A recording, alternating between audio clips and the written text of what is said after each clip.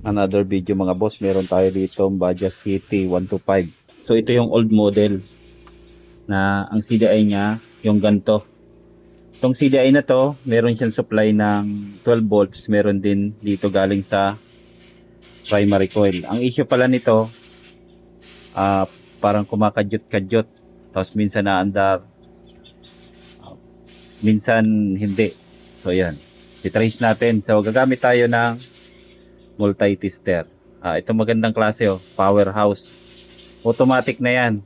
Ayan, auto na siya. Kahit ano ano nyo, test nyo, automatic gagana yan. So wala na kayong settings na kung ano pa man dito pipihitin. So una nating i-check yung primary coil niya kung goods, yung pulser niya, then ang kanya mga connection. Then hanggang dito sa may ignition coil. So dito sa pulser, dapat may reading tayo dito na 140 hanggang 280. So try na natin. So nandito yung kanyang socket. Tanggalin nyo lang to. Then ang pulser niya boss, itong white na may red. So dyan tayo magtutusok. So yan mga bossing ano. Itong kulay red na ito, yan yung pinaka ground niya. Yung black na may may green. Tapos ito naman yung kanyang pulser. So meron tayong reading na 209. So ibig sabihin goods ang kanyang pulser.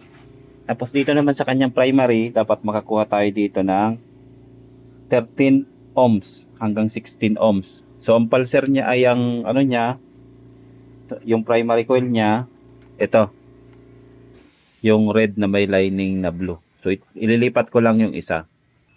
So yan mga boss ano, nailagay ko na sa kanyang primary coil. So sa ating tester, meron tayo nakuha na 13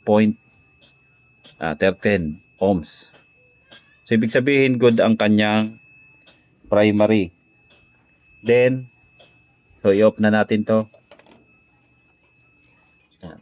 Kaya mas importante mga boss ano, pag nagto-troubleshoot kayo, lalo na pag sa kuryente ang problema, lagi kayong may tester. Kaya kung gusto nyo ng gantong tester na automatic na, click nyo lang yung yellow basket dyan sa baba. So, ano na tayo, tuloy na tayo. Din ito, nag-try ako ng CDI kanina. Nag-try na ako ng CDI, ganun pa rin. So, ibig sabihin, walang problema yung CDI niya. Dito na tayo pupunta sa kanyang ignition coil. Baka nandito ang problema kasi yung carb niya, nilinis ko na rin ito. So, ganun pa rin. So, ito na lang ang natitira nating hinihina lang may sira. So, paano ito ma-test? Ganun pa rin. Gagamit pa rin tayo nitong multi-tester kasi hindi naman natin matitest yan kung hindi tayo gagamit ng multi-tester.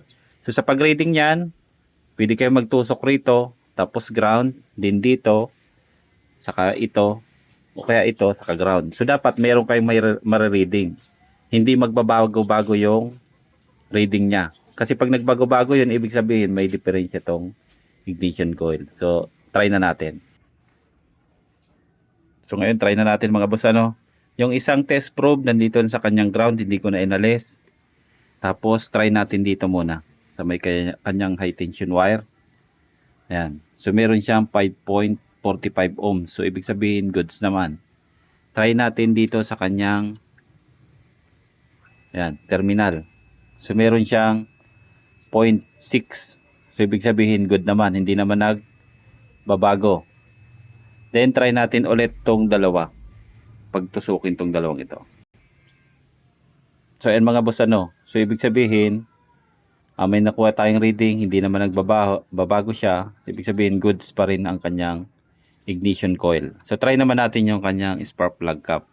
So, ayan mga boss ano. Ito yung kanyang spark plug cap. Tinusok ko na. Then, meron siyang reading na 982.982. Ibig sabihin, good ang kanyang spark plug cap. Kasi may resistor to, kaya magkakaroon ng reading.